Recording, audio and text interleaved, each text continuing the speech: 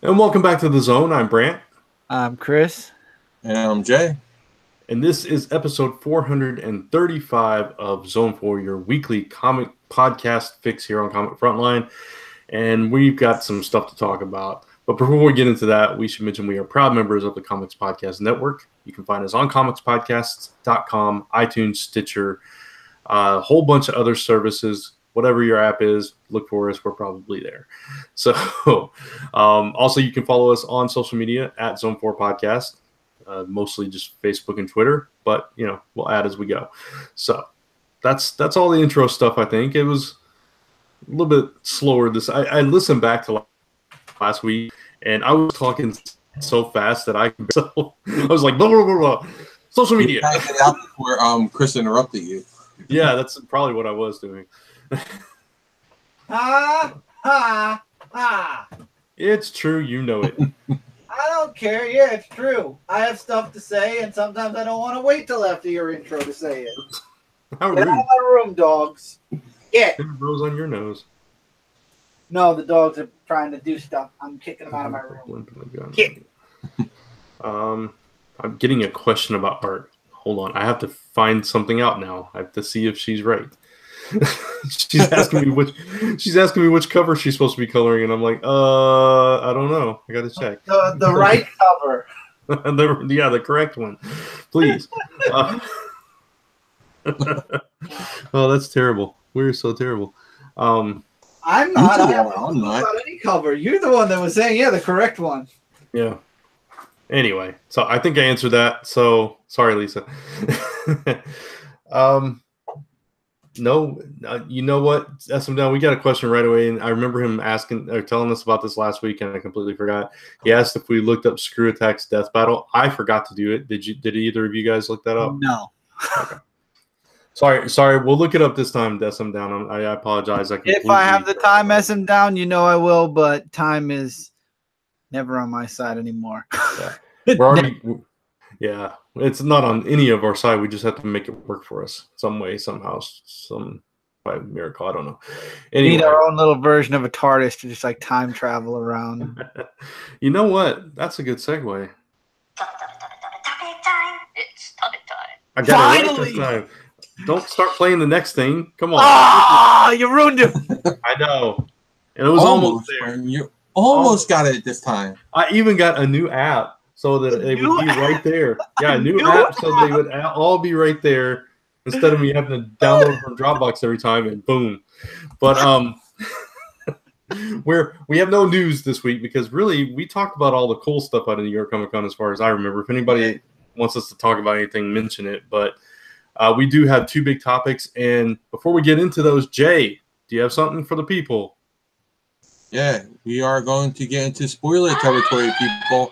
So, red alert, this is a spoiler warning.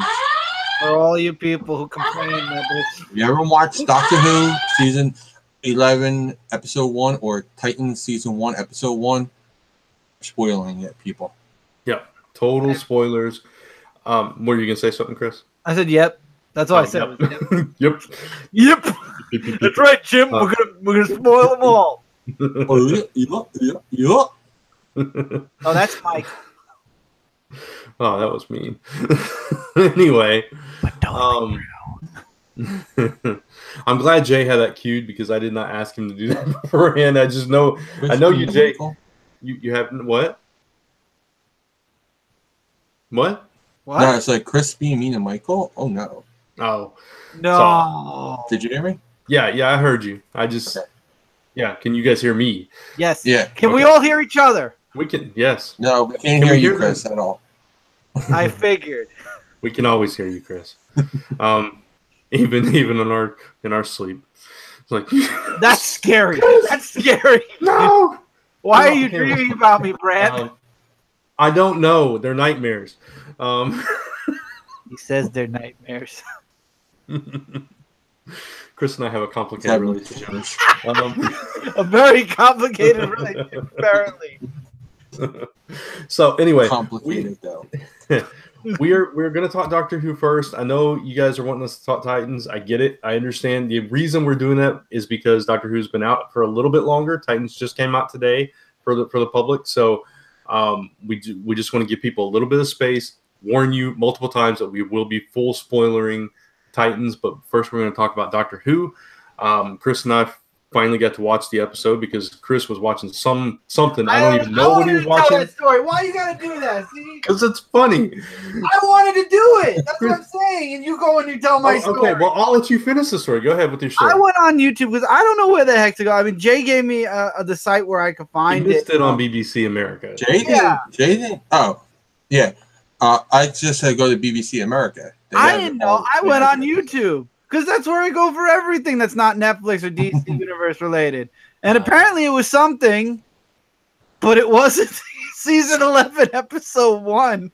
It was horrible. The acting was commendable, but I was like, I don't want to talk about this episode. I really don't like it. I really don't like Doctor Who. And it's like, all right, send me it again because I'm going to watch it one more time. And it's like, oh, this is what I watched. Chris messaged me and goes, this isn't the episode I watched. This is much better. I'm like, what did you watch? I don't know. And the video, and I'd share it with everybody so we all could laugh. But the problem was, and quiet, Tevye, about Titans, the problem was, for some ungodly, maybe the music, it was copywritten and taken down. So I figured even more it was official, but I guess I was wrong. It's so funny. I have no idea what he watched. Whatever he watched, anybody that watched Doctor Who, his had Daleks in it. Yeah, no Daleks in your season 11, episode 1. It's the wrong. Oh, that's so funny. So this is going to be an interesting conversation because Chris and I are not Doctor Who fans. I've watched a little bit here and there of various seasons. I know Jay is. Jay's a big fan. Chris, I don't know how much you watched. This episode. Okay. Here's my background with Doctor Who. I watched none of the original stuff, but I watched 3 episodes of Eccleston, hated it. I watched, I skipped Alternate because that left such a bad taste in my mouth. I just never returned. When I started hearing all the buzz about Matt Smith, I watched a few random episodes, and I watched. Matt Smith is the guy without the eyebrows, right? He's the guy with the bow tie. Bow tie. Okay. Yeah. He's got like the I guess it's what people call him the good hair doctor because he's got like the hair with the. Okay. So I watched a few random episodes of that, and most of the Christmas specials from that point forward. I didn't watch any of last season with what's his name? What's the actor, Jay? The last one? Trying to think of his name. I didn't like the latest Doctor Who. I remember that. Yeah. So I'm coming into this. Yeah, he's not my favorite. Yeah. So I'm coming into this from Matt Smith's Christmas special, the last one. That's the last time I watched anything Doctor Who. So. And Jay's watched it all. I'm sure. What I did was I watched. Honestly, I didn't think I watched it all because I watched Peter Capaldi. Capaldi is his name. Yeah. I watched it all as a kid, like with my dad on BBC. Actually, it wasn't even on BBC America. I think it was BBC America. I don't think was around then. It was like I think PBS had it on. It was like PBS or something. We would watch it, and it was a creepy show for a little kid when you're a little kid. But I enjoyed it. My dad was afraid I was going to have nightmares. I was like, I'm not scared of anything anymore because I was a little older. And my brother desensitized me years ago to that. So I watched it. I enjoyed it all. Thought that I skipped out because after I think it was the 4th or the 5th Doctor, the one with the scarf. I thought that's where where I left off at, and I didn't know that that's where the show ended. So all I had to do when the new episodes came out was actually just catch up on the movies and stuff like that came out. So I caught up on all that stuff, and then I watched all the Doctors. My favorite is actually Tennant, the 10th Doctor. That's Lisa's favorite. Yeah, he's my favorite. He's got the most charisma. He's just like flawless Doctor. Like he should have went on for like another 6 years. Like I would have been great with that. He's a great actor. He's a great Doctor. So but yeah, and I love the Christmas specials. I think that they're really cool. This one, the Christmas special for this one that transitioned into this was probably my favorite one because it it brought back the first Doctor. Okay. Through an actor who played him in a he played him in a in the biography of him, like a movie about him. Yeah. So like he played him in there. He looks just like him. So it was like having the real actor there, because he passed away years ago. Right. So it was really cool to see it. That's cool. And so this is the first time that there's ever been a female Doctor. So it's kind of a big deal. The history of the franchise. Yeah. Jodie Whittaker is the actress that plays her. And it's, I think, I don't know, you can correct me if I'm wrong. I think it's the first time there's been multiple companions. No, there's been multiple ones, but I think this is the most that we've had, where we had 4. I think before that, the most was 3. Okay. Cool. I liked it. I liked the multiple companions. I was kind of sad to see one of them. Well, we'll talk about it. Yeah, that's fine. You can say that. One of them didn't make it. We won't say which until later. But yeah. So yeah, I guess we'll go around and do overall thoughts real quick, and then we can just discuss it freeform after that. So Chris, continue with your thoughts. I liked it. I was pleasantly surprised. I wasn't expecting to like it. Number one, I thought I didn't like it. I thought the effects were great. I really got into. I thought I'd be skipping around the episode because I'm not really like, this was my first Doctor Who episode, and in the beginning a little bit I kind of was, and then I realized really quickly that I didn't want to skip around anymore because so much was going on. So like I'd say the first 10 minutes of the episode I might have skipped around, but after that I was like hooked for the rest of the episode. It was really good. I liked it. I liked the new Doctor, even though she's my first Doctor. I like the jokes that were thrown in about I'm a girl this time. This time I'm a girl. I like the enemy. I like the aliens that were in it. And for anyone who's new to Doctor Who, I feel like I got a good grip of like Doctor Who being an alien, what Doctor Who is about, the new characters, the new supporting cast that she's gonna have. I liked it. I really did. Cool.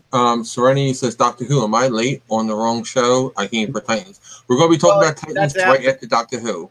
Yeah. We're talking about both. You'd like Doctor Who, Serenity. But one thing that I was saying to Jay was I liked the show. I was very, very surprised. I was pleasantly surprised with it. But it's not something I think I'd watch on a weekly basis. I'd let several episodes come out and then probably binge watch a couple whenever I had the free time. So it's not like it didn't change my mind so much on Doctor Who from not being a fan. It opened your mind to it. It did, exactly. It didn't change it. It just opened your mind. Exactly. I would watch it again for sure, and I probably will because I want to see what happens because this episode left on a cliffhanger. So I'll probably want to see episode 2 at least, but then after that, I'll probably just, here, there, and everywhere watch it whenever I have free time. Yeah. What about you, Jay? I really enjoyed this episode. I thought we had all the classic earmarks of the Doctor Who show / series that you will want. You get the sonic screwdriver. I like that, she made it herself. And it looks like, very hodgepodge made. Like it's not finally finished or anything, I like that, and just to interject this one thing, I like that she called it, she references it as a screwdriver, but then she calls it a Swiss Army Sonic thing. Yeah. Swiss Army, like, what would that mean? Because, what did she say? Like, only wimps or something like idiots or dumb people or something. But I like that because it's so much more than that. So I'm glad Dr. finally referenced that. But go ahead. Yeah, because it's always something that they explain because it's called a sonic screwdriver, but it does like everything. Like it can access anything. But I like that this one's like kind of rough around the edges. You see the scratches on it and all that. Like you can see that this was like handmade, where it's not like this is a perfect tool. That he just happens to always get. And it's a different version and all that. I also really like the companions. I thought they added something different to her. They each have their own little story that they're trying to go through. They each bring something unique to the show. So I like that. I like there's a diverse cast of companions too. Let's see, I'm trying to think what else. highlights of it. I didn't even really care about the diversity. I just liked the supporting cast for what I don't just mean like color or sex or anything. I mean like the diversity in like their personalities. Oh like, yeah, they're not all the same type of person. You know, like you got the young. Like you got the young guy, you got the professional woman who wants, you know, like she's trying to prove herself. Like that could be anybody trying to prove themselves. You got the guy who, you know, died or should have been dead, but he was saved by his wife, and yeah, he's trying to live his life for her because, you know, as Chris was talking earlier, she died in that. So it's a little different, you know. So I like that. I like that they're all a little bit different. They all bring a little flavor to it, and they all have this overall connecting feel of family. You know, all three of them, and that's what the Doctor has too. Like this Doctor, especially, I think, has this connection of family to her, which is really cool. I like that. I like that the memories. Her personality. Yeah, her personality is really cool. She's got a mixture of a couple.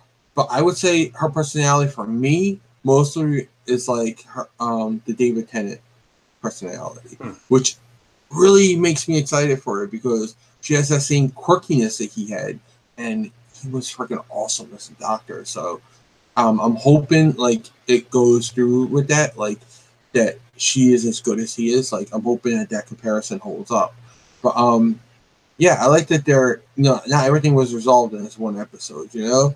So you got her memories, she got her sonic screwdriver, she's got her outfit, which again is a combination of various Doctors. So you look at them like, you know, with the rainbow shirt and the suspenders and all that, and the trench coat. It's like combination of different Doctors, which I really love. I love that they did that. Everything about this pays homage to the rest of the franchise. So I really love that. I thought it was a really great first episode to start off this series. So. I also liked it, and I wasn't expecting to. I was kind of really hesitant about it, but it's funny that you compare her to Tennant because I got Matt Smith vibes from her here and there. Maybe not quite as goofy, but the Down Rock Records are the same thing. Yeah. Oh yeah. Okay. Cool. Yeah, I think like she got a little bit of each of them, but like I see mainly like a lot of Tennants in it. Like that to me is like what screams out the most to me. But I can see a little bit of Matt Smith in her too. Yeah. Well, I mean, I'll be right back. Give me 2 seconds. Yeah, sure. I've only seen Tennant in that one Christmas special with Matt Smith where they were both in it, or not Christmas special, but the Last Doctor or whatever that was. It was just a team up special. Yeah. Yeah. Yeah. So that's my only experience with Tennant as a Doctor, so I don't have much to go on there. But yeah, I got some Matt Smith vibes from her. I thought she did a fine job. It was I agree with Chris. As a new viewer coming in, you get enough to figure out what's going on. But the thing about Doctor Who that at least from my experience is you never really know who Doctor Who is. Not completely. You get little hints and information here and there, but you never really know. So I think So I think they did a good job of balancing the mystery of it with just enough information to get you understanding what's going on. I thought the characters were really cool. I love how it opened the episode because when you first see who we find out later is a companion, I can't remember his name, Ryan, I think it is. Ryan. Yeah. So he's on a YouTube video as he's starting and he's talking about this amazing woman that he met, and you automatically, at least I did, I was thinking, oh, he's talking about you think of the 13th Doctor. Yeah, but then as it wraps up, you have that bookend where he's talking about his nan, and it's like, oh man, that was like an emotional gut punch. Yeah, and it was just like that was so well done. So hats off to that. The writing and directing team and the acting as well. I love the cast. It's a really interesting grouping of people. You have Ryan, who has, I forget what they call it, but it's like a coordination disability or something. Not really disability, but he's got coordination problems. And you've got his step grandfather that's in the mix, and then his this police officer that used to go to school with him. So it's interesting how they all come together and how they mesh well, and they all have these different aspects to their personalities that kind of form a more well-rounded supporting cast for the Doctor. So I love the way that came together. The villains looked cool. My limited experience was like with Chris's, where I thought it was still cheesy stuff. Because I will say I laughed at Toothface. I did laugh at Toothface. I didn't laugh at him. I was like, man, they did a really good job on those teeth. They look real. That's what I was thinking. The first thing I thought of was Dick Tracy. Yeah, that's true. For those people who don't know or didn't see this episode, he kind of, and for the Trek fans out there, he kind of looks like a Jem Hadar. Like if you watch Star Trek, Deep Space Nine, he kind of looks like a Jem Hadar a little bit for me. Okay. And Chris, I got to ask you, when you saw the electrified thing, did you think Tangela from Pokemon? Because I did. Yeah, now that you mention it, I didn't think about Pokemon, but now that you mention it, yeah. Totally, right? Totally. Or at the very least, an enemy you'd see in Doom. Yeah, either way, I thought it was a very solid first episode. I love the way Brett went out and bought 10 Tangela cards. Exactly. I like the way you referenced the sonic screwdriver, how it looked rough and unfinished and stuff. And she had lost it, so she had to make one, which I thought was the funny thing was she was like picking all this stuff up and she putting it on the table, and then she just wipes it all on the floor, and it's like, you can't know what's in this, viewers. You'll never know. So I thought that was clever. My question is, Jay mentioned all doctors make new TARDISes. Don't all doctors also make their own version of a sonic screwdriver? Well, they don't make them so much as the TARDIS kind of regenerates itself. So it becomes like a new thing. Like the show makes a new TARDIS. Like they tweak it a little bit. Like so. Oh, so this is the first time a doctor on screen made their new sonic screwdriver. Yeah, this is the first time that I can remember offhand that the sonic screwdriver was made on screen like that. Nice. Yeah. That's funny. Downrock Records says, useless fact, the sonic screwdriver toy is more expensive than the prop. Yeah, I believe that. I think that's our overall thoughts. We were all pleased with it, both fan and non-fan alike, so that's pretty cool. Brant. So, sorry, because Chris said it. Did this get you more interested, less interested, or like? And will you actually? And if it is more interested, will you actually think about coming back and revisiting another episode? For me, I think it hooked me enough. The whole reason I didn't get into past ones was because. Even though I did like Matt Smith here and there, we were so far behind once I watched an episode. It was like so far into the season or whatever, or there was like all these other seasons. I felt like I probably didn't need to, but I felt like I needed to go back and watch. And I was like, I don't want to watch all that because I didn't like some of that earlier stuff.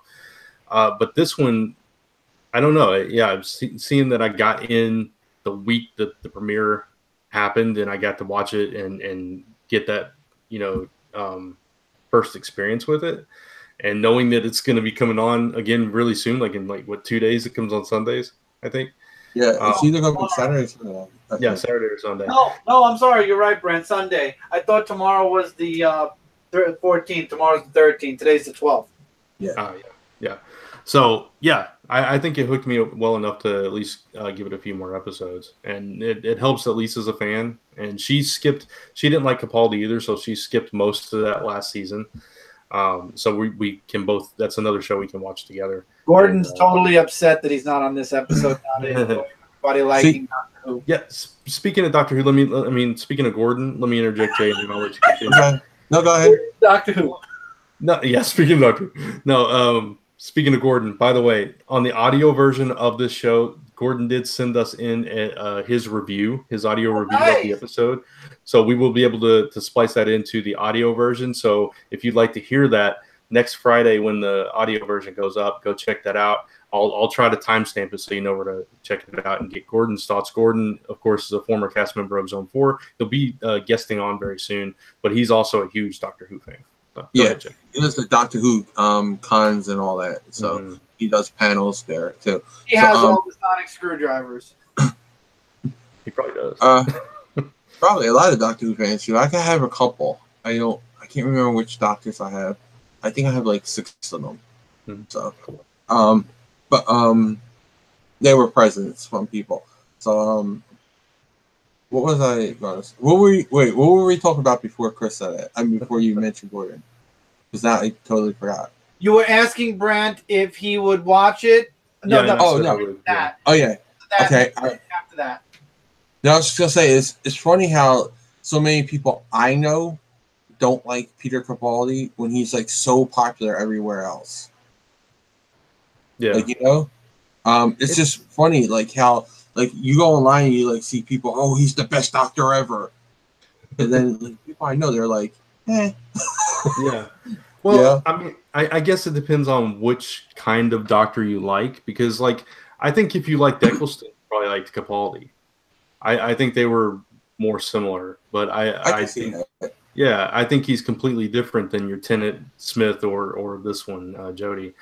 Yeah, I don't think he had like a real. Honestly, I don't think for me personally, I don't think Capaldi had like a distinct personality. Like he was trying to be so many different things at once.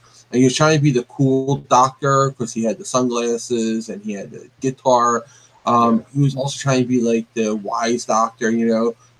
But I don't think it gelled right, you know. Like they just didn't find a complete personality. Right. Tevye asks, "What about?" He keeps asking about the Capaldi episodes. That I didn't watch any of the Capaldi stuff. The only Capaldi stuff I watched was again that team up where he was introduced, and I don't think I even saw the Christmas special with him. So I didn't really watch any of it. Good luck getting me. Tevye said he liked Capaldi. Yeah, and he liked Eccleston. So Tevye liked the two that you know that Brent doesn't like. Right, exactly. And I didn't say I don't like Capaldi. I'm just saying he's not my favorite. Like people praise him as like the highest doctor, and I'm like, eh. You know, it's like he's not mine. Like I would go Tennant and Matt Smith way above him. Like I like them a lot more than I do Capaldi. You and Lisa are very similar in that. That's probably the order she would go in is Tennant, Smith, and then I don't know after that, but yeah. I would have to think about them like all, but yeah, it's because I don't know. It's just like their personalities. I think that they're better suited for my liking. Yeah, mine too. I really liked Matt Smith. I don't know.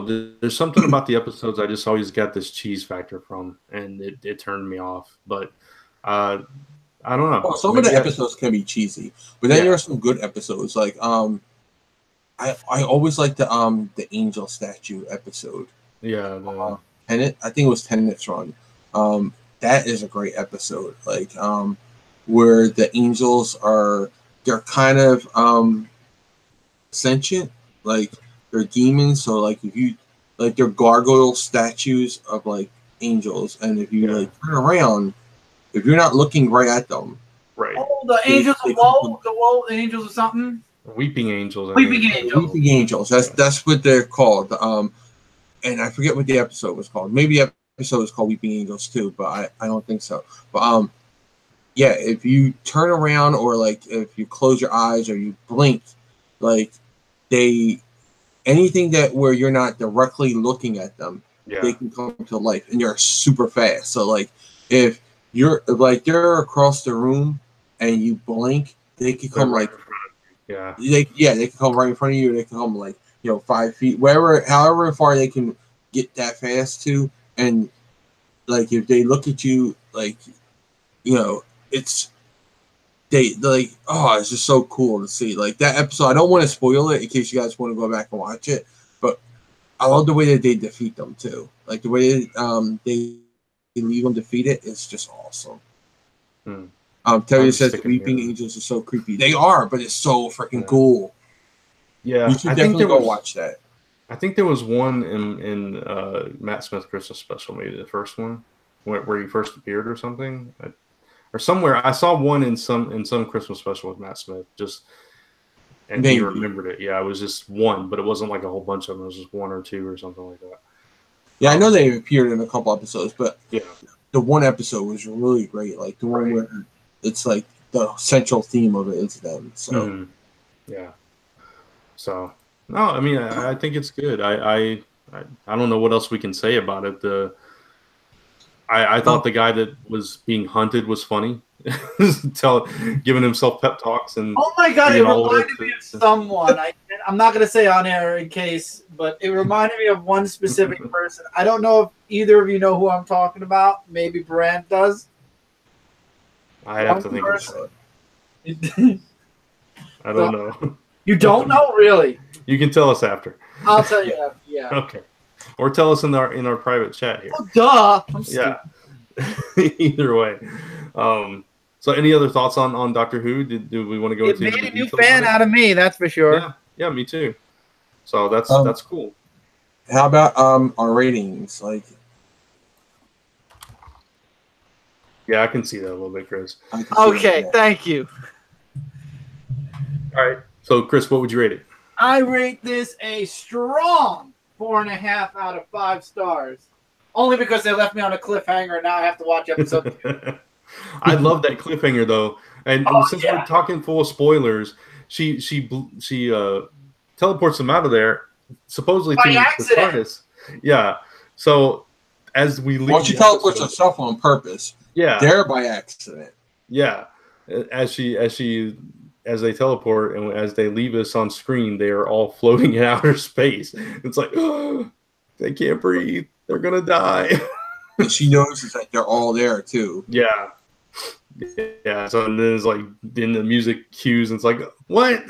we can't leave him like that. That's what Chris is talking about. He's like, I got to see what happens to him now. I know, you have to.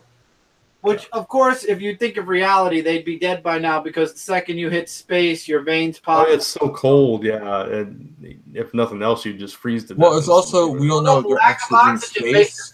Makes your veins explode. You'll basically blow up like a big old balloon. Yeah, go ahead, Jay. We don't know though they're in space or they're in the time stream too. Like, yeah, sometimes the time stream can look like that. Yeah, we're not sure exactly where they are. And the sonic screwdriver could add it. You know, maybe it can contain a little bit of atmosphere or something. Probably, yeah. They'll come up with some excuse. Yeah, of course they will. I would also give it a 4.5. I thought it was pretty solid. Not perfect, but pretty solid. And again, it made enough a fan of me to want to come back and see what's going on. And I liked her well enough to follow her as much as I did Smith. And it almost entices me to go back and watch some stuff too. So I guess that's definitely watch Tenet. Definitely watch Tenet, right? Yeah, Lisa keeps telling me I need to watch some Tenet. I think she's got some specific episodes she wants me to watch. So you have Amazon Prime, right? You know, my worry. Oh, go ahead. Jerry. Finish first. He was just telling me it's all on Amazon Prime. Yeah. I worry when it comes to. See, I know how I am, and I made this joke with Jay a while back when it came to another show binging. When I get into a show, sometimes I get a little bit too much into it, and then another. You know, it's like video games in me. I ration myself because I know it's not an addictive tendency. I joke about it as an addictive tendency. But I tend to get a little bit too involved in it. And then, like, especially with Doctor Who, every so many years, it's a new doctor, you know? Mm-hmm. And I'm not saying I tevya about a new doctor, but at the same time, I'm going to watch it, but not, like, get super deeply involved with it. And it's not every single season it's a new doctor. Jay told me it's like every season or 3. It depends on how popular the actor is, I think. And how much the actor wants to stay on for. Right, Eccleston didn't want to stay on for more than one. He was like, it's not going to be that good. You know, like he didn't think it was going to be as popular as it was, and he wouldn't enjoy it as much. Now he says that he wished he stayed on for all 3 seasons. Yeah. He says he honestly wishes he signed on for 3 seasons instead of the 1. Yeah. But Capaldi obviously wasn't working, so they went a different route. So we'll see how long Whitaker lasts. Well, no, he lasted 3 seasons. Oh, was it 3 seasons, really? Yeah. Has it been that long? Wow, okay. Yeah, because it was 1 with Eccleston, 3 with Tennant, 3 with Smith, 3 with Capaldi. I guess it's because I forget that British seasons are shorter. Yeah. Yeah, that's what it is. They're not as long, because you got 1 with Eccleston, 3 with Tennant, that makes 4, 3 with Smith, that makes 7. Then 3 with Capaldi, that's 10. And then she's and this season is 11. Yeah. Okay. Well, you know what also gets weird is by you're thinking about the doctors compared to the seasons, because like she's the 13th Doctor, but she's the 11th season. Like yeah. I know that trips people up too. Yeah, it's weird. She's also my favorite number, so she's my favorite Doctor now. Well, there you go. So you got at least 3 seasons with her, hopefully, then, unless she decides to quit. Or like it's not like the ratings aren't good, but I think like this is going to be. Oh, I think the ratings will be good. I think I do too. Very good. Yeah. So Jay, what's your rating? 4.5 stars too. So it's all around 4.5 stars for us. Like I said, it was a really good first episode. It had everything that you want for a Doctor Who show. But honestly, I think this was very new, watcher friendly. Yeah. Like they took it as like a pilot almost. Yeah, you like Chris had a little question about why she wasn't in her TARDIS and all that. And I said that was like I asked why she had amnesia and what was up with the regeneration. Like I felt like I missed that part. I want to address something in the comments. Both Tebby and Legend say she's the 14th Doctor, and I know there's some discrepancy about that because Matt Smith technically regenerated twice, and the whole thing, which Doctor is Capaldi exactly. So I don't know. I'm asking. Technically, she's officially person. She's officially the 13th Doctor. That's the official line that they're given. So that's the official 13th Doctor. So somehow that Matt Smith regeneration apparently was just like, oh, haha, just kidding. We're not switching you yet. Yeah, it kind of was. It was weird because technically it should have been a separate Doctor, but it was the same guy. So it was a glitch in the system. I think if I remember correctly, they explained it away somehow. I just don't remember how. Let's just put it this way: he was a 0.5. There we go. There you go. Before the full change. There you go. All right, so that's our discussion on Doctor Who. And by the way, since all 3 of us gave it an even 4.5 out of 5 stars, that is the Zone 4 golden seal of approval. There you go. That's true. I'm curious now that none of us got a chance to listen to Gordon's review before this show. We'll have to listen to it afterwards. Definitely will. Yeah, Boy, 4.5 stars. Yeah, I'm curious to see what he said, because being the huge Doctor Who fan that he is, so we'll see. Again, listen to the audio version next week next Friday if you want to hear Gordon's thoughts. But we got some other stuff to talk about. What you guys really came here for? Titans, season 1, episode 1. Jay, let's give them the spoiler warning one more time. Okay, let me get that up. If you got it up. Just to make sure everybody knows. Well, it was released today. Yeah, exactly. Spoiler warnings. We're going to be talking spoilers about Titans episode 1. So you haven't watched it, pause this, come back later after you watched it, but you should have watched it. Yeah.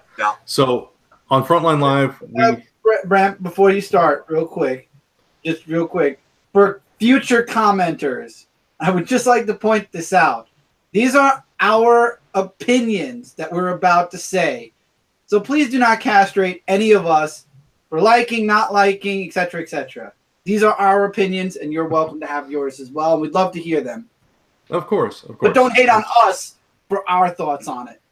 That's all. Okay, that's fair enough. All right.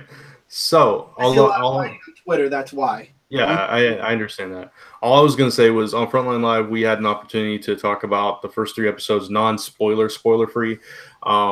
If you missed that, go check that out. That was this past Tuesday, and it was a pretty good discussion. But now, since the episode is out, we can talk full spoilers. So again, if you haven't seen it, pause, come back. We're going to go full into this because we've all seen it probably multiple times. I know I've watched it twice. Yeah. So let's get into this. Overall thoughts on this, and we're just talking about this one episode this time. So overall thoughts. We'll start with you, Jay. Overall thoughts. It was a bit dark, but I liked the direction that they were going in. I got where they were going with, and I really like that they centered it around Raven, which is very much a Titan thing when you're doing the Titans. So I like that part. Yeah. Okay, Chris. I really enjoyed the episode. Yes, it was dark. It was a bit darker. It kind of fits the movie verse. A little bit darker, maybe I would say, because of it definitely makes the Marvel stuff on Netflix look tame in certain scenes. There was a lot of cliche involved. And coming into this, I already wasn't a fan of Starfire. And I will say by the end of episode 1, the cliche of her, I can start talking a little bit about it before we get detailed, right? Yeah, just your overall thoughts on it. Yeah, the cliche of her not having memories, like she wakes up in a car and she's like, who am I? And the whole episode was her just like farting around in an apartment she figured out that she lives in and going here and there. Do you know who I am? And like all of a sudden, like somebody's like outright going to tell her, oh yeah, by the way, you're this person, you've done this. That was the low point. Number 2 and 3, Jay. That was the low point for me. The high point I know a lot of people didn't, and I think I remember correctly, Brant didn't like Dick Grayson as much. I was okay with Dick Grayson because of you can see in this episode that this is after Robin leaves Batman. And it's because Robin, in the comics, it was different, obviously, but in this, it's because Robin sees himself becoming too much like Batman. And I like that. He kind of breaks off on his own. He joins the police force. You know, he's trying to get away from it all. And I liked it. And I like Raven's aspect a lot. Though she has a cliche about her as well, but her cliche is less cliche-ish used.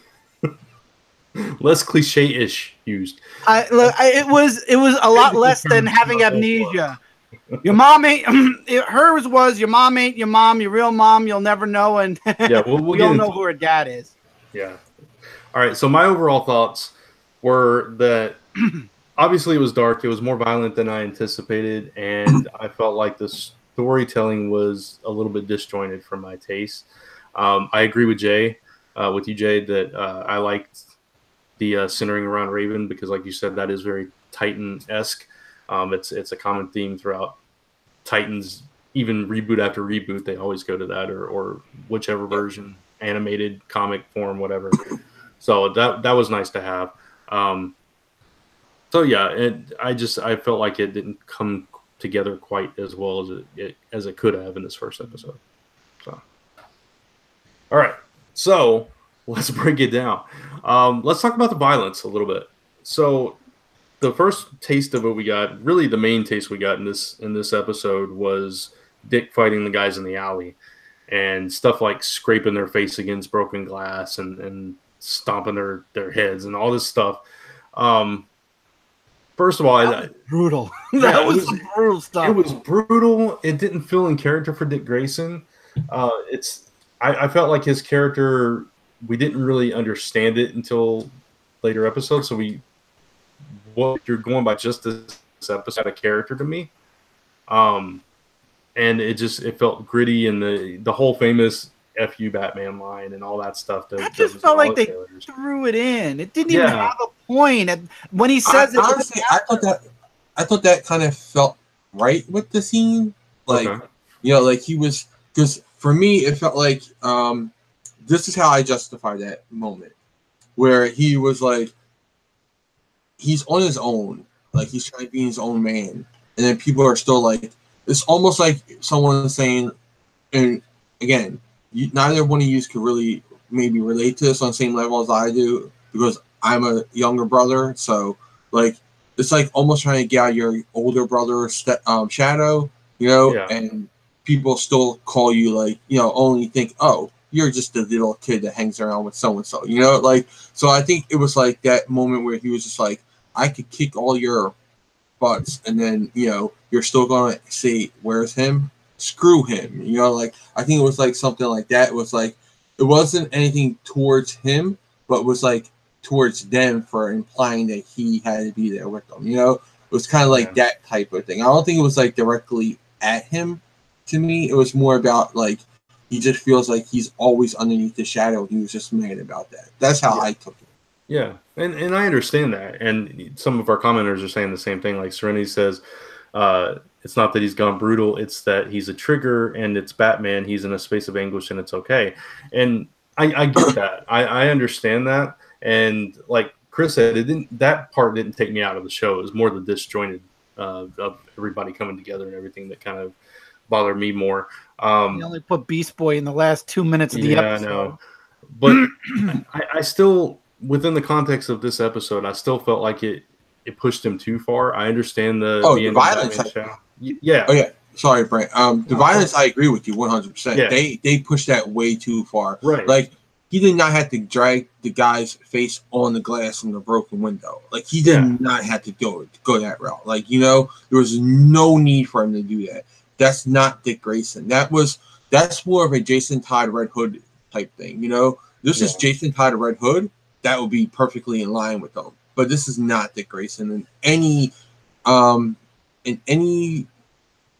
multiverse, any part of a multiverse. This wasn't a Dick. Anything I've seen him in, except for like, well, not any of the multiverse. I'm just saying like any of the any iterations of him that we've seen. So like Earth 1, Earth 2, not Earth 1, Earth 2. I mean like pre-crisis, post-crisis, you know, post-Infinite Crisis, post-Flashpoint, New 52. None of them were this brutal. Like, because there was a villain, Dick Grayson, Chris. That's why I'm saying like. You're right. On another Earth, like there are darker Dick Graysons who could have been, but like none of the main core Dick Graysons, like not in Titans, the Teen Titans, the TV show, not in any of the comics, not, you know, like there's never been like that side of him where, yeah, he could be angry, he could be justifiably angry at Batman and all that, but the violence was overdone with him, I think, especially him in this episode. It was like way too much. Like I saw what Raven did, that violence was justified almost, like fight for your life and all that type thing, but he went overboard. She wasn't in control of it though. Remember, she can't control him. Yeah, that's what I'm saying. Like it's justifiable though. Oh yeah. And even Starfire, because you know she doesn't know who she is, and she's got all these. She people can't control it. Yeah. But except the neck snap, that was kind of like she knew she could do that. Now, let's be fair. Oh yeah, that. Well, I didn't feel bad, and I'm not complaining. So she doesn't know what her she doesn't know limits are. Mm-hmm. But that goes back to the thing though. Our morals, is your moral compass something that is innate, or is it something that you learn? Right. That's something also That's like. True. I would like to think that my moral compass, that I wouldn't kill anybody, and that would be like with or without my memory. I think that's like an innate part of myself. So I would hope that it is. Like I hope I wouldn't get amnesia and then just be able to do that to someone. Like, but I can understand your argument though that you know she doesn't know and she's like scared also. You know, so her fight or flight mode kicks in and she does that. So I can understand that. Serenity makes a good point about the trigger thing, and he's talking more about it in the comments, that when he went all brutal like that, it was because they were like, you know, where's Batman? It's just the bird and all that stuff, and that was kind of setting him off, and so he went into overdrive. And I understand that. I just think that's a little forced. I think that's too easy of an explanation. Punching them would be different. Like if he beat them and punch them a little bit too much. He was trying to maim them. That's different. Yeah. That's a whole other level. He stabbed people in the throat. Yeah. Like, he stabbed people in the neck. That's, like, brutal. Like, that's not, like, if he was punching them and, like, you know, he got to the point where he was like, oh, my God, I almost killed this person, then that's different. I almost wish they would have hired somebody to play Batman for this year. I mean, maybe season 2 or maybe we never know. Yeah, we don't know. I mean, I'd like to see not a confrontation, like I want to see him confronted by Batman, because obviously Batman knows what he's doing. Obviously. I mean, Batman's Batman. He knows what Dick's doing. But we don't know who Batman is in this version of the universe. Right. I understand that. We do know from the New York Comic Con interview that 2J. Oh, okay. Just want to make sure. Yeah. Because I didn't want to say something. Right. Number two. But in the Comic-Con interview, he did say that in this universe, Batman is a killer. So we kind of know something like where Batman's head is, but I still say it's going to be like he accidentally killed it, or like killed by like allowing someone to kill him or something like that. Because I can't see Batman killing someone without spoilers. Going further along in the season, that's why I don't believe Batman's a killer. That's all I'm gonna say. Yeah. With future reasons behind it. See, Plus, okay. Oh, go ahead. Go ahead. I was just going to address another comment by Serenity because I'm disagreeing with him a lot tonight. But he says, I get what you're saying, but I don't see him being overly violent as an act of choice versus someone like Jason Todd. But Jason Todd wasn't by choice either. No. Yeah, it kind of was. He decided to he was vengeance. He was acting on vengeance when he came back. Well, yeah. Well, if you want to put it that way. Wait, if you want to put it that way, if he wants to defend Jason Todd, Dick Grayson in this by saying, well, he has a trigger and all that. Well, dude got killed by a crowbar. Nobody gave a crap about it. He has a justifiable right to go kick some people and drag them over glass too. If you want to justify one, you got to justify the other. Go ahead. No, go ahead. I was just saying that. Yeah, I still think he went too far though. I don't care how triggered you are. I don't care how much of a temper you have, how angry you get especially when you're a trained hero and you've been doing this for years. You've grown up with this, that you're just going to be like, oh, I'm so mad at Batman that I'm going to just kill people. No, that's not how it works with somebody like Dick Grayson. Yeah, I just don't buy that. Did he kill anyone? I don't think he killed anyone. No, he didn't, but you could theoretically say he did. Theoretically, you can say he did because if at the very least he maimed some people, like seriously disfigured some people. Yeah, because he could have stabbed, like when he stabbed people in the throat, like he could have hit an artery.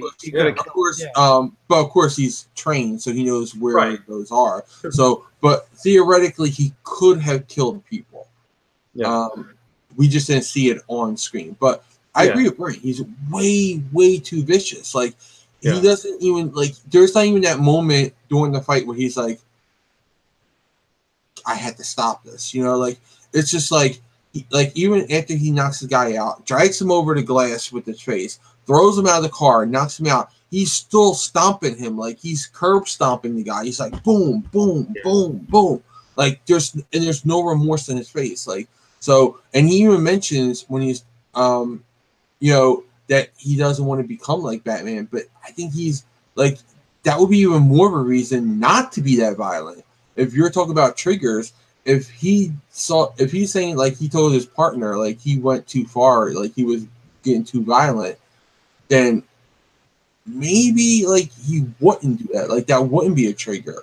He would be even more conscious of going that route. Let me put it into perspective, and I'll use Iron Fist as an example, because Danny was betrayed by everyone around him and betrayed by somebody he considered his brother. And there was a point in Iron Fist Season 2 where he's beating Davos, just punching him, and he has to be called off. And that was a trigger moment, but at the same time, he still understood that he couldn't go that far. He couldn't go to that level because he had that moral code within him, and I think Dick Grayson does too. So that's why I'm saying I just think, regardless of the trigger, I think that's a weak excuse. I don't think he should have gone that far. That's my personal opinion, though. So. Yeah, I think it was brutal, but at the same time, especially with the knowledge of what's to come, which I think is wrong to have for just a one episode thing, because pretending you only watch the one, you don't really understand the motives yet. But at the same time, was it overly brutal? Yeah. This definitely, like I said, it makes the Marvel Netflix stuff looks like kiddie play. But I will say this, because I critiqued Marvel's Daredevil for their over choreography. At least that fight was strict and to the point. He went, exactly. He punched, he stabbed, boom, you were done. He did this, he did that, boom, you're done. It wasn't oh, this guy is getting back up after I just stabbed him and threw him off of a roof, Yeah. I'll agree with you. The fight choreography was great. Yeah. In and of itself. I completely agree with that. So yeah, and I felt like shifting away from that because we've spent a lot of time on Vic and his. I just want to say one more thing, right Sure. on that. Just because you mentioned his experience. Mhm. I'm not going. This is not a spoiler, but with episode 3, you get a very little Easter egg about his experience too. Like I'll tell because I'm not sure if you guys caught that little Easter egg. I'll put it in the chat.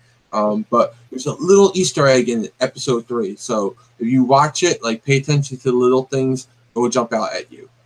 Yeah. Cool. All right. So going on to Raven, because we all agreed that she was pretty good here. I thought it was really interesting that the way they handled her character, in that she's just like this average teenage girl who's maybe a little bit of a what do you call it, outcast. Yeah. She's not like everybody else. She's just a little bit different. But it's like her mother is like completely afraid of her. And she's afraid of herself, and they lock her in the door with crosses all over it and everything because they know something's up. They know something's a little off. They just don't, or at least Raven doesn't know what's going on, and she's struggling with this whole thing all the way through. Oh no, I did not catch that. Yeah, it was a little Easter egg, but I noticed that. I didn't. Oh, you did notice? I didn't notice that. it. Yeah, it's a little Easter egg, so that's cool. You'll see that there is a connection to a history there, and you'll get also another connection in episode 2. There's another connection there. Yeah. So, yeah, I really like the way that they told her story and brought her into this because that's one of my problems was. It's always difficult trying to balance when you're doing an ensemble cast, getting people together and making it make sense and not feel forced or not feel cheesy or whatever. Especially because it's a team. Yeah, exactly.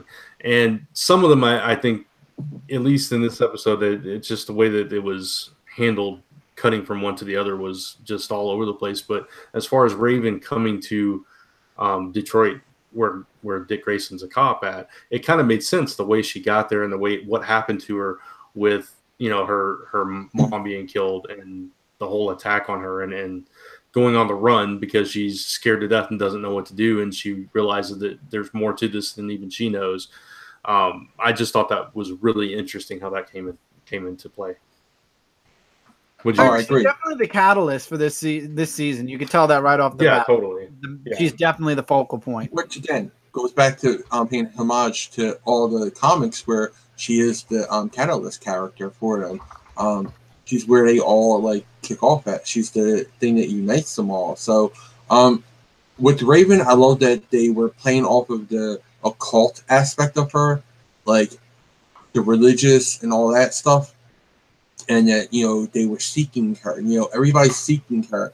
And there's that air of mystery about her. Why are they seeking this girl? What's going on with her? Is she crazy, or is this something that, like, really is going on with her?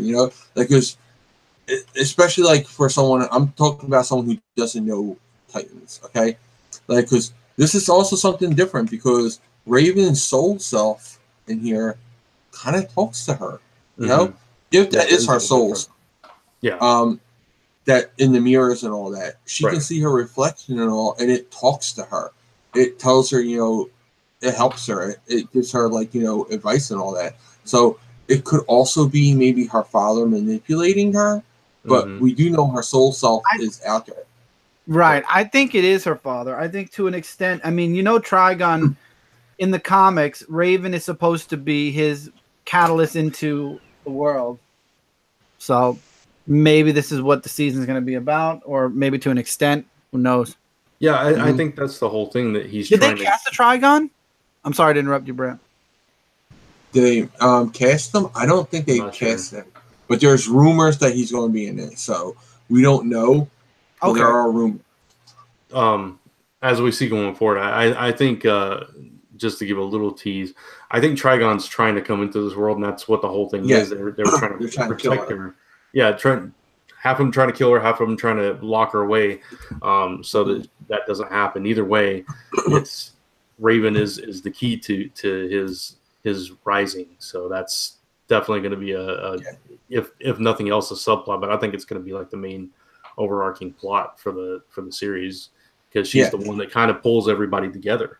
Like you said, Chris, she's the catalyst. So oh, go ahead. Go ahead. No, go ahead. I was just going to say the soul self stuff is really interesting because you don't know. It's hard because I'm trying to remember what happened in this episode and what happened in the others. That's why I was asking a couple of times. Like, I don't want to say something that. Right, because I think at some point, and I don't think it's in this episode, I think at some point the soul self changes the way it's talking to her. So I'll just table that part. But what were you going to say? Now I was going to say, with Raven, what's really cool is that they are making her that outcast. Like, even like just, and they're keeping it true to her character. Like, so if you read Teen Titans before, this is Raven from the books, but she's a little darker here, I would say. But this is like what a Raven type character would be in a real world setting, which I really liked. Yeah. So I really like her. She's the strongest character in this episode for me. Yeah, me too, hands down. I completely agree with that. Yeah.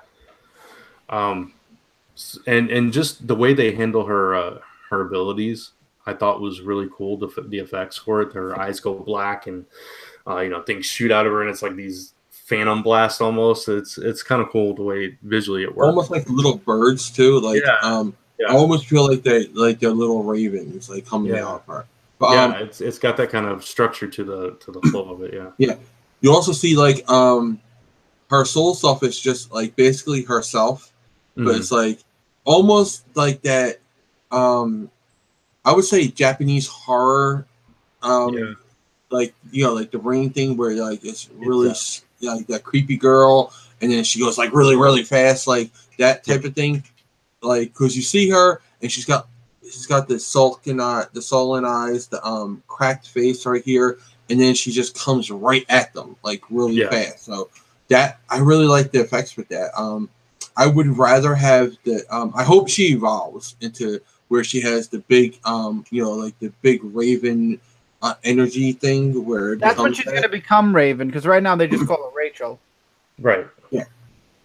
Yeah. She doesn't know much about herself at this point. Yeah. Yeah. I'll say there are Raven hints down the line. That's all we can say. Yeah. It's very interesting the way that plays out. So Starfire. Now this is the character that we were all kind of just on the fence about. And what I'll preface this by saying the same thing I said on Frontline Live.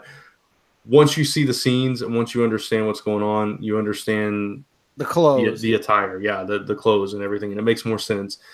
But I agree with you. Yeah, I'll say to a point.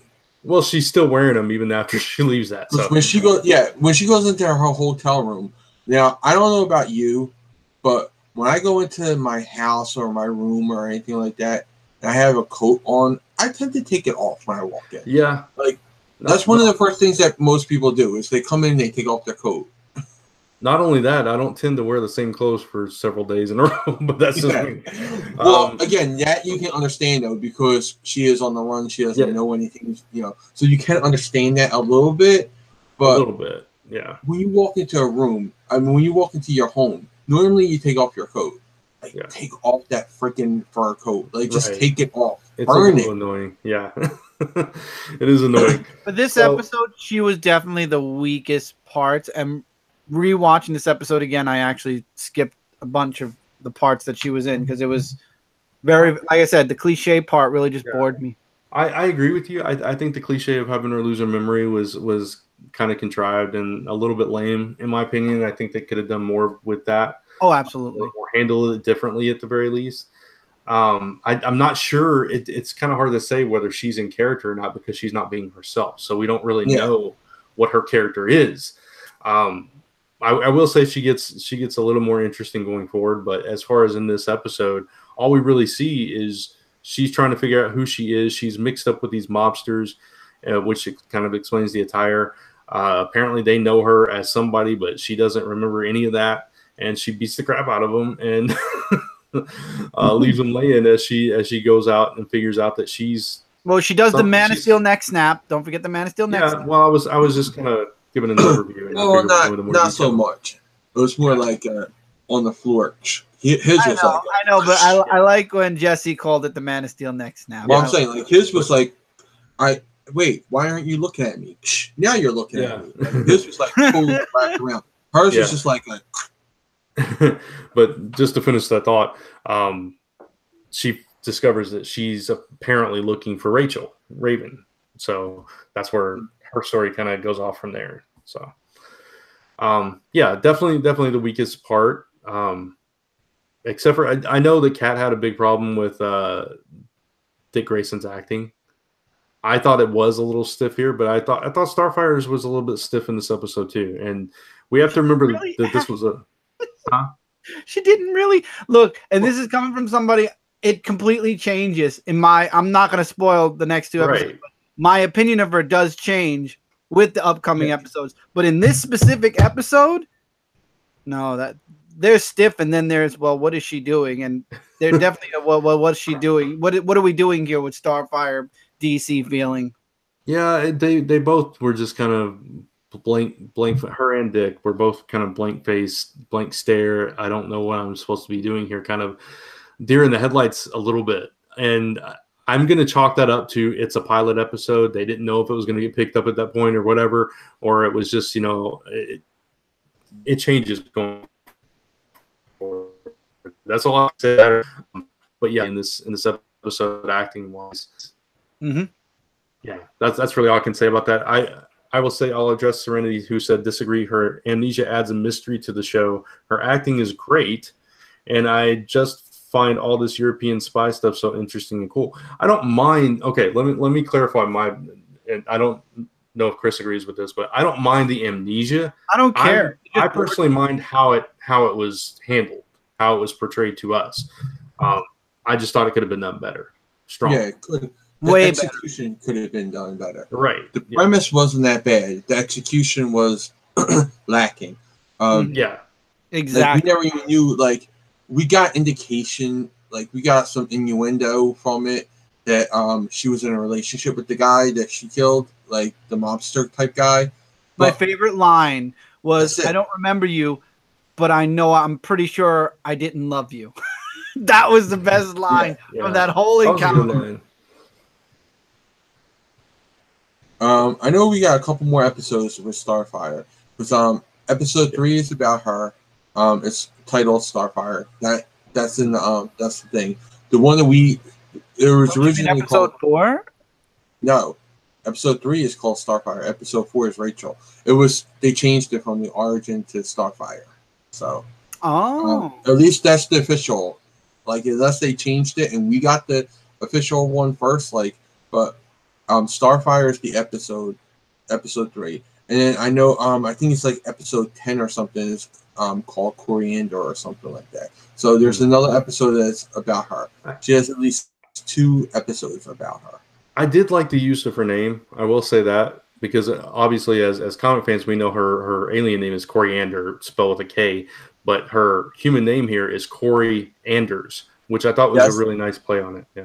Yeah, it goes back to our comics. When she was a model, her name was Corey Anders. Yeah, that's her modeling name when she was a model in comics. So that's like her human name. Like, she does take a human name on Earth, and she goes by Corey Anders. Gotcha. So. Yeah, I wasn't. Serenity asked a question. Okay. How would you have portrayed the amnesia so it was done better?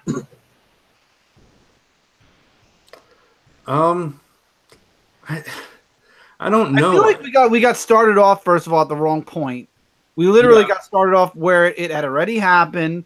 Right. Well, no, I think that's okay, because if you're going to introduce amnesia, the best way to do it is to make you not know about her as much as she doesn't know about her. So I think there's a lot of convenient things. Oh, look, here's a what was it? Was it a key or something that said, "Oh, I must live here, so I'm gonna go there." And then it was really convenient, really easy, that part of it. And I also think I'll disagree a little bit with the context of it. I agree to a point that we need to have as many questions as she does as a viewer to kind of experience that with her. But at the same time, I feel like we were given no context. We were thrust into this character. Yeah, I agree with that. who just discovered that she doesn't know who she is, and it's like, well, I mean, I don't understand. When did she know who she was? I mean, when did she not? I don't understand what was happening before that. That I think is going to get answered in the Starfire episode, because if you remember the teaser trailers. No, it doesn't. No, well, we saw the Starfire episode, so we know that. Oh, okay. Then. We saw that one. That was the one that's called Origins. Okay, so they're just retitling it and moving it to something else. Right. Yeah, that's the official title of it, is Starfire now. And then she also has episode 11, which is called Corey Andor, which is her real name. Okay, so then that might be where we get a little bit more. Yeah, I'll probably be the answers that we're seeking. But to go back to the original question, what I would have done different is give her some flashbacks, like memories, like just, like the static memory, like, do something like that where she's getting a flash of where her life used to be. Explain it to us, because so far it's too mysterious for me. You had to, like Brent was saying, you had to have something that gives you the hook to stay there. Breadcrumbs to follow. Yeah, she's just going from one place to the other, and it's too convenient. She needs to, she's not going to offer anything that's memory based or anything. When they said the girl, for instance, when they said the girl, if she would have had a flash of a raven or something like that, that would have been a cool thing, That would have showed us oh, she's looking for her, or something like that. Plus, the whole delivery of the "Do you know who I am?" felt very stilted, and it's going to be her theme for a while for this season. I feel it probably everybody she meets. Hey, do you know me? Yeah, but it's like she picks up the picture of Raven and is like, okay, I'm supposed to find this person so I can ask them, do you know who I am? Do you know who I am? Exactly. Now she would have had a flash of her, when he said the girl, and she would have had that flash of her, and then she saw the picture, it would have been okay, that girl's in my head somewhere. I gotta go find her. But we didn't get that. It was just random what? picture of some girl. Okay. You know what? I'm gonna agree with I forget Jesse, Sweet, and Serenity are saying pretty much the same thing, that Starfire's scenes could have been their own movie. I'm going to agree and say they should have, if they really wanted to do a Starfire thing first, I hate saying it like this, but they should have just cut her out of Titans and gave her her own. No, I think she's okay with it. I just think that.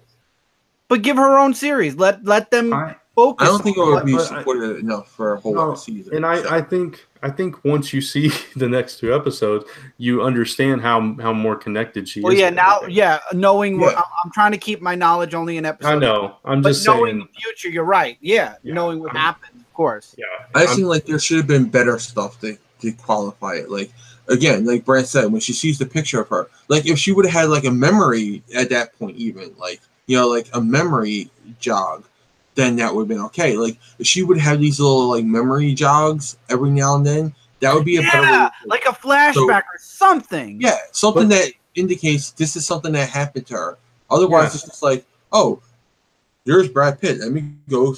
That must be my husband. Brad Pitt must know who I am. Yeah, it's that kind of thing. And her delivery of it too. It was just yeah. Do you know who I am? I mean, it was just deadpan. And Serenity says, I get it, but I like being in the dark, so it's like I'm along for the ride and get to figure it out, like watching a mystery movie where they give small clues so I can figure it out on my own.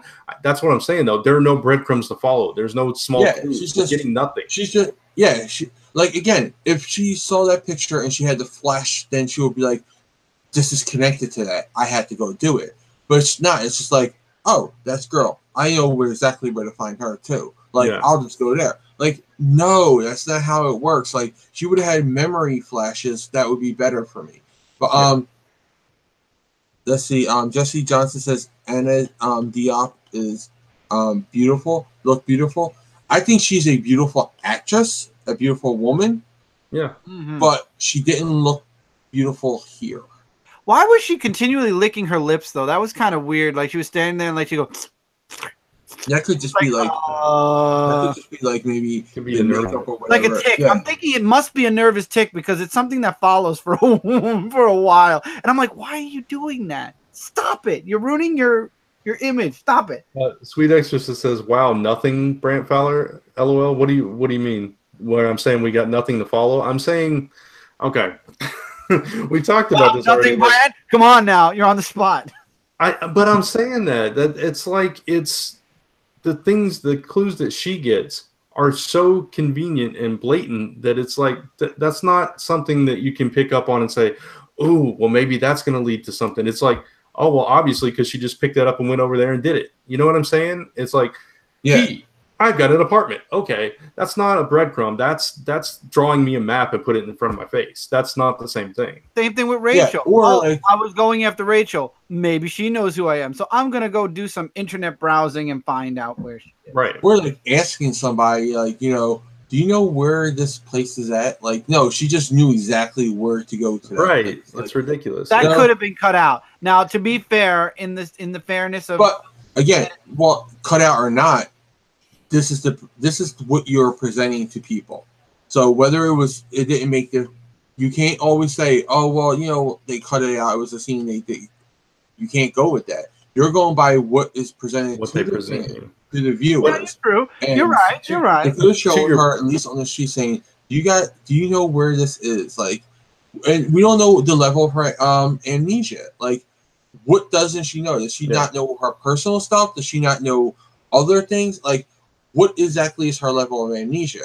We kind of understand throughout it. Like, after you watch it, like, it's just like her personal life is missing, like her personal details. But how far back too?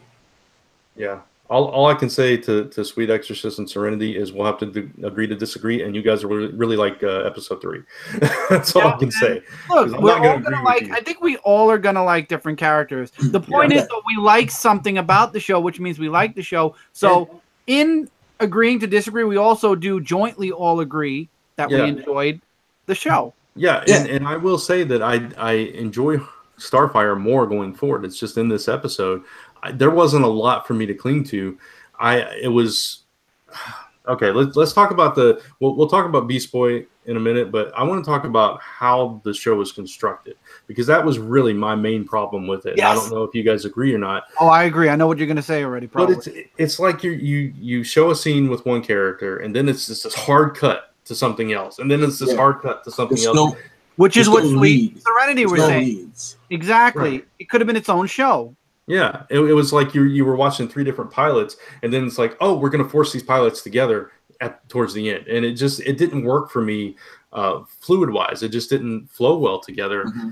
And it felt very choppy, and I don't know. That's what took me out of it. It wasn't the violence that took me out. It wasn't Starfire. It was that. It was like, man. And I would say it's more so when you change over from Dick and Raven to Starfire. Yeah, it was like 2 completely different things. Yeah. Yeah, because it was almost like you were watching 2 episodes that they just were like smushed them together. Like, because Raven's story actually, like Rachel's story, actually wove right into Dick's, because her throwing the brick at it and all that, like her being on the run as a runaway, everything like that. They even showed like her having the little flash of the that was how it started. Yeah, that's true. That's true. Why she got on that bus, like she had like a feeling that told her to go on that bus and go there. Like we saw that. That's what I wanted from Starfire. That little acknowledgement for us that she has this feeling, she has this hunch. That's not portrayed through the story, the show, or the acting with Starfire. And I do agree that when you transition from those 2 different parts of the story, they're cold cuts. Like there's nothing that, like, there's not even like, and this is something that if you watch enough TV, you will know. They don't have to be like interconnected. Like you don't have to have something that does it, but something from one scene should lead into the next scene. Like if they were going into Corey, they could have done like something with like Rachel, her past or something like that, and then it leading into like a scene with Corey talking about the girl. Like something like that. Like you're supposed to have some kind of connective tissue. Yeah, a tether. Yeah, which Sweet says a slow, boring story requires a 22-episode season. Now, I'm not saying decompress. That's not what any of us are saying. We're not saying decompress and stretch it out. I'm just saying have more of that tether, like Jay was saying. And beside the point, we're talking about the pace. Beside the point, we're talking about the pace for episode 1, which, as we were alluding to several times, things change as we move forward into episode 2 and 3. So it's the pacing for just the one episode that we're talking about right now, not the season, and not further than episode 1. Just for the episode. If you watched Frontline Live, we did say episode 2 and episode 3 for us were a lot better. And Arcade, I truly do hope that they make a Blu-ray set, but the fact that this is on a DC Comics specific streaming service, I don't know. I know, but I don't know if they'll make a Blu-ray or DVD set, because why would you? Then all you have to do is wait for them to come out. Because it could come out like a year later. And and they'll serve both markets. They'll do it. It's a money thing. Oh yeah.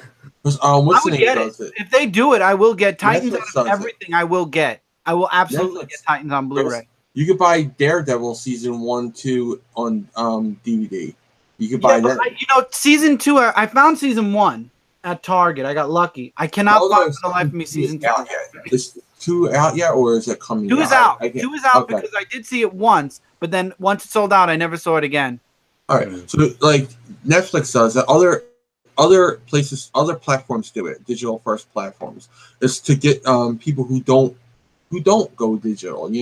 Who want that, or just want it for the collection, because you never know when the service will end. Again, Iron Fist is not continuing with season 3 on Netflix. So the only way you're gonna, pretty soon Netflix will drop that show. I'm so upset about that. Serenity, I went on Amazon. I'm sorry, I just want to answer Serenity. I did find it on Amazon, but it had the European what do you call it, like the grading system, the region. Yeah, so sometimes it is American, and I got this when I bought a game off of Amazon from a side store. My Pokemon Red, or was it Moon, Ultra Moon, is from England, because it's from Amazon and they don't really check what region you're buying from. They just want to sell it to you. Well, you just don't go through a third party. I'm sorry. It was my. I'm sorry to interrupt you, Brent. It was Rocket. Oh my God, the Rocket game for Switch, and they had DLC codes which I couldn't do because it was from England. I'm sorry. But again, you just don't buy from third party sellers. You buy directly from. Well, Amazon.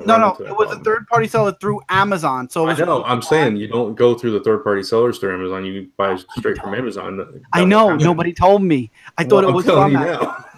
I thank you, but it's too late now. I have Rocket League from England with no DLC.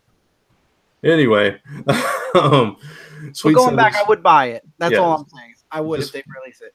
One more digression, then we'll circle back around for Beast Boy. You guys should do. Sweet said you guys should do a Zone 4 reviewing some of the DC comics on the app. That would be a fantastic show. We will consider that. Sure. Yeah. Maybe for something else too. So yeah, throw that out there. Maybe for something else we could do that. Yeah. Cool. All right. So Beast Boy. Probably the most disappointing part of the episode, just because not because of. Yeah. I was gonna say. Yeah, not because of Beast Boy. Also. Yeah, definitely a highlight because it was cool visually seeing him, but we got so little of him, and then it didn't feel like it was tied to anything until you get to those further episodes. It was just, hey, look, here's Beast Boy. Yeah, it's just like, oh, we got this kid that's changed into a tiger. Oh, hi, and I'm gone. That's basically what the scene was.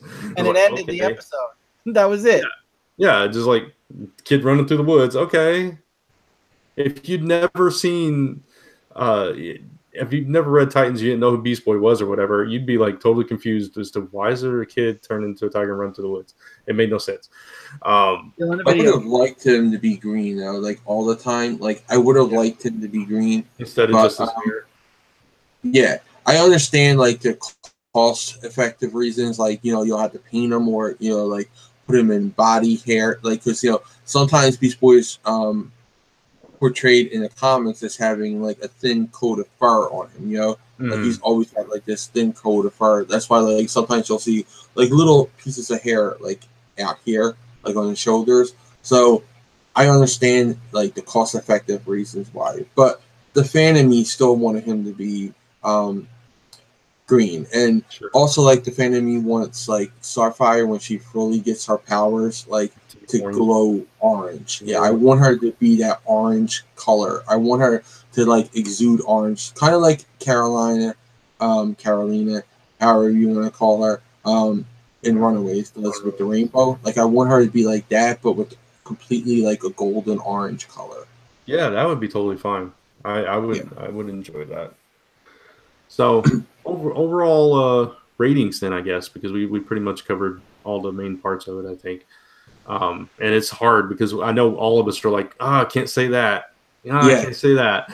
That's the one bad thing about seeing a little bit ahead of everyone else is that we know where things are going, and we can say, like, well, this will get better here or this will be worse here, but we can't say, oh yeah, remember that happened. Nope, because that happened 2 episodes from now. So yeah, we I'm pointing out those little things. I'm itching to talk about episode 2, and it's like, I'm more itching to talk about episode 3. Not me. Episode 2 for me. I love that episode. Oh, but no, yeah, you're right. Actually, thinking back, knowing what episode 2 is, yeah, that's true. But episode 2 to me was the better one too. Yeah, we'll get to those. We'll talk about that in a minute. But overall ratings for this episode alone, Chris. 3 out of 5. I think I said on Frontline Live. I agree. 3 out of 5 for me. Okay. I'm a little bit higher. I give it 3.5. Okay. But you still get one more stamp of approval because it's all the 3s. Yeah. It's on the positive side, so there you go. Yeah, I would say it's like make your own decision. Like for me, like when I personally do ratings, 4 and above, I highly recommend it. 2 and below, it's highly not recommended. 3, I say I recommend it, but I want you to try it out for yourself. Like it's something that you really form your own opinion on. That's my personal thing. That's how I go with it because it's like middle scale, but. Yeah, I think it's worth it, though. I think it's worth it. Especially because, again, we saw what's coming up. We already seen episodes 2 and 3, and we've seen clips and stuff of other episodes beyond that, that everybody else seen in trailers and all that. So, like, that's out there for public consumption. So, I think it is going to do, like, what I theorized, like, weeks ago, was that it's going to get later as the show goes on, which I enjoy seeing. I'm going to enjoy seeing that. Yeah. So if you average our scores, I think it's like 3.25 star between the 3 of us. So still approval say rating. Serenity says, well, you can talk to me about it, Brant. I'll just be like, yep, really can't wait to see it. Yeah, no, I don't want to get us in trouble with Frontline. So we're not allowed to say it, honestly. There's a no disclosure agreement, and that's what we're upholding. Yeah, it's an embargo. We can't talk about it until the episode is out. So, but we can talk non-spoilers about it, and that's what we did on Frontline Live, and that's why we both said, all 3 of us said, episodes 2 and 3 are better than episode 1. Right. So give it even if you didn't like it, give it a chance one more time. Yeah. Which, I mean, I think all our viewers here today that have seen it liked it, which is cool. But anybody watching this later, if you didn't like it, hang in for episodes 2 and 3. I think we all 3 think it gets stronger from that point forward. So, and we will be talking about that stuff too. Oh, sorry. Yeah. No, I agree with you. I completely agree with you on that. We here on Zone 4 will be talking about these episodes. We're still discussing whether that's going to be like a Patreon thing for our aftermath because we're introducing a new show. I'll just go into that. We'll start talking about our coming out, and so there we go. I finally got it working, but that's good. So yeah, we're going to talk about that. So coming up for Zone 4, we are introducing a new show called Zone 4 Aftermath that will be a Patreon exclusive. It will be on my Patreon, not the Zone 4 Patreon, because I'm moving all that stuff over to the LEP one, which I'm rebranding coming Monday, October 15th, which is next Monday. So I will let everybody know, like via the Facebook and Twitter and everything, what that URL is if anybody wants to check it out. But we'll be doing that. I am going to release some of the episodes for over the next 30 days of Aftermath for everyone, but most of it will be for patrons. So go check that out if you want to hear us talk more about Titans. And check out the Patreon because it's going to have all kinds of stuff with LEP, my stuff. I'm going to start drawing again. I'm going to put some of that stuff up there. It's going to have all my videos and stuff, and it's going to be a good mix of both public and patron posts. So looking forward to launching that Monday. So aside from that, I actually wrote 3 reviews for Frontline Reviews today. If you want to go check them out, Jay will talk more about that. But I wrote reviews for Amazing Spider-Man, Birthright, and Artifact 1. And of course, Monday Musings on my channel, everything at Brent Fowler, YouTube, Facebook, Twitter, and Last Number Press and Zone 4 Podcast. Chris, what you got? Okay, so I got a bunch of the normal stuff coming out right now. One thing that is changing, and actually Mike and I made this decision this week for multiple reasons. I have a live show almost every single day of the week now. So with the return of Dark Avenger Live, we decided to move the comic reviews back to a video standpoint, because this week I had to do it as a video because I had a bit of a sore throat. And we realized that we really got through the books quick. We got the episode done really nicely. And normally in a review, we would talk with people live about stuff that we could do on Dark Avenger Live. So Dark Avenger Live is coming back first week of November because we're doing a lot of streaming right now in the game on the Twitch. So until then, the Dark Avenger comic review is going to be back in a video format for time purposes, and also because I have a live show every single night and I need a break in between. Yeah, and 500 though will be live. And there's a video I'm planning that will be coming out next month. Once we get through October, probably the middle of the month will be a video talking about a couple of updates, some big things. Brant knows what I'm talking about.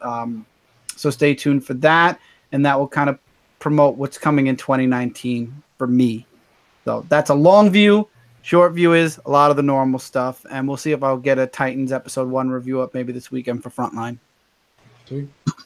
Jay? For me, let's see. Comic Book Club selection for the month of October is Batman: The Long Halloween. So we're going to be doing that for this month. So please check that out. And the date for that will be announced sometime in the next couple weeks.